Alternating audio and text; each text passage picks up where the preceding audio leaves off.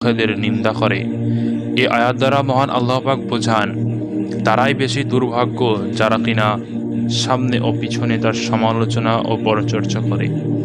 তারপরে ২ নম্বর আয়াতে মহান আল্লাহ পাক বলেন আল্লাযী জামাআ মালাও ওয়া আদ্দাদা, অর্থাৎ যে সঞ্চয় করে সম্পদ এবং একে বারংবার গণনা করে। এই আয়াতের মধ্যে মহান আল্লাহ পাক বোঝান যে কিছু কিছু মানুষ আছে যারা অনেক ধন সম্পদ সঞ্চয় করে ও বারবার গুণে রাখে। তারা ভাবে যে বিপদের সময় কাজে আসবে, তাই সে সংরক্ষণ করে। তারপরে ৩ নম্বর আয়াতে মহান আল্লাহ পাক বলেন ইয়াহসাবু আন্না মালাহু আখলাদা, অর্থাৎ সে ধারণা করে যে তার সম্পদ তাকে অমর করে রাখবে, তাকে চিরস্থায়ী করে দেবে এবং সে মৃত্যুবরণ করবে না। এই ভুল ধারণার উত্তর মহান আল্লাহ পাক দেন তাকে তার পরের আয়াতে।